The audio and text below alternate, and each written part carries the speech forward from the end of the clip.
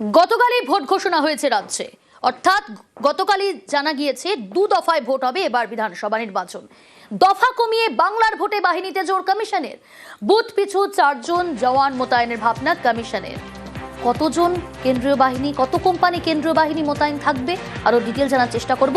সোমরাজ রয়েছে আমার সঙ্গে। সোমরাজ,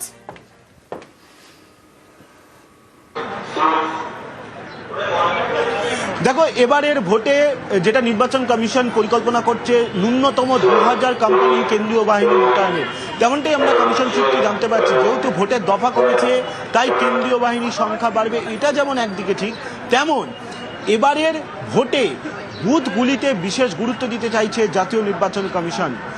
যেটা কমিশন সূত্রে জানা যাচ্ছে যে কোনো ভোট গ্রহণ কেন্দ্রে একটি বুথ হলে হাফ সেকশন অর্থাৎ 4 জন, কোনো ভোট গ্রহণ কেন্দ্রে যদি 2টি বুথ হয় তাহলে 1 সেকশন অর্থাৎ 8 জন, অর্থাৎ বুথ ধরে প্রত্যেকটা বুথ পিছু হাফ সেকশন কেন্দ্রীয় বাহিনী মোতায়েনের পরিকল্পনা নির্বাচন কমিশন নিয়েছে।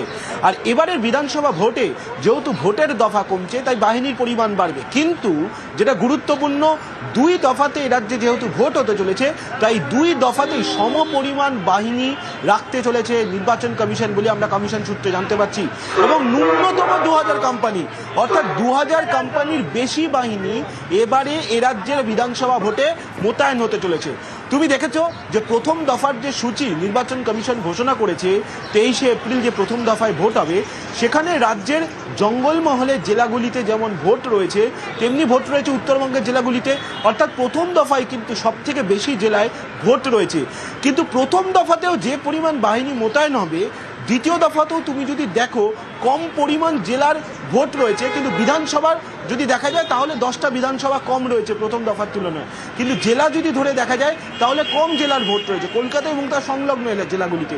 কিন্তু দ্বিতীয় দফাতেও কিন্তু ঠিক একই পরিমাণ বাহিনী রেখে ভোট করাতে চায় নির্বাচন কমিশন। অর্থাৎ এবারে এ রাজ্যে বিধানসভা ভোটে সর্বকালীন রেকর্ড ভিত্তিতে বাহিনী মোতায়েন হচ্ছে, তেমনটাই আমরা কমিশন সূত্রে জানতে পারছি। ন্যূনতম 2000 কোম্পানি কেন্দ্রীয় বাহিনী মোতায়েন করা হয়। বেশ, 26-এর ভোটে বাংলায় রেকর্ড কেন্দ্রীয় বাহিনী মোতায়েন নিয়ে তুঙ্গে চর্চা। ভোটে জিততে পারবে না বুঝেই বাহিনী রাজ্যপালকে ব্যবহার করে প্রশাসনের রদবদল করে দখলের চেষ্টা। বিজেপি ও কমিশনকে তোপ তৃণমূলের। এই যে এত এত সেনা পাঠাচ্ছে, আধা সেনা, এগুলো যদি বিএসএফ এর ওখানে পাহারা দিত তাহলে তো অনুপ্রবেশটা হতো না। আপনারাই বড় বড় করে বলেন ঘুষপেটিও, এই সেনাগুলো ওখানে দিলেন না কেন? গুপিগাঁই বাগান দেখেছেন? বলছে সেনা পাঠাচ্ছে।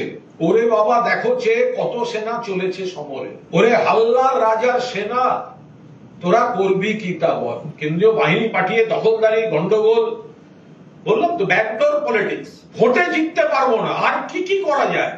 রাজ্যপাল থেকে প্রশাসনিক পদ থেকে বাইরের থেকে আধা সেনা সব দিয়ে দখল করার চেষ্টা করো। বাংলার বিরুদ্ধে যুদ্ধ ঘোষণা করতে চাইছে।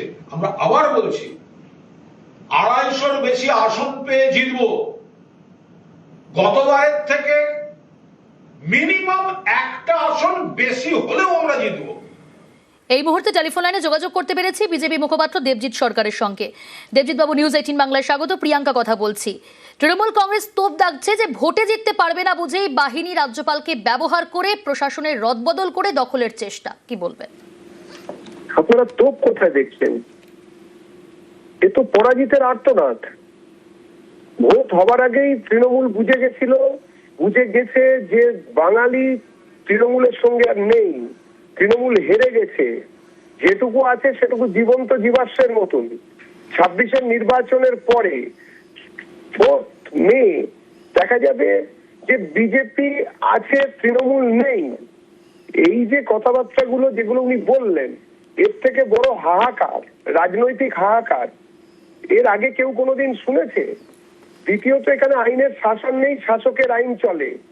গত 1.5 দশক ধরে তৃণমূল যে জিনিস চালু করেছে পশ্চিমবঙ্গে, বাঙালির বিরুদ্ধে, বাঙালির জল জমি জঙ্গল এবং মহিলাদের সম্মানের বিরুদ্ধে তৃণমূল কংগ্রেস যে যুদ্ধ ঘোষণা করেছে, তার বিরুদ্ধে বাঙালি একজোট হয়েছে।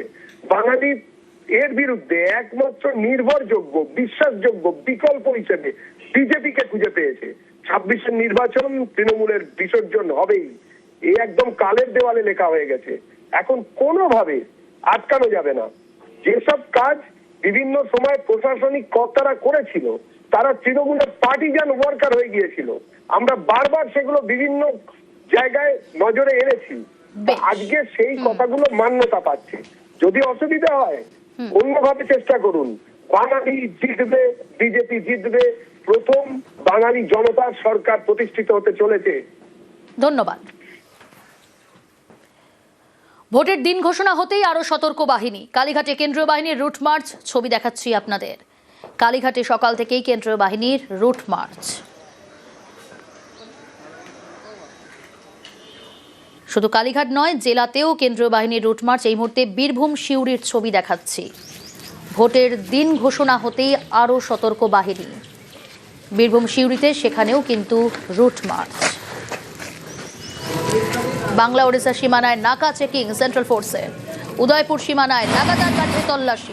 ওড়িশা থেকে বাংলায় ঢোকা গাড়িগুলির নাকা তল্লাশি। পুলিশ কেন্দ্রীয় বাহিনীর যৌথ তল্লাশি।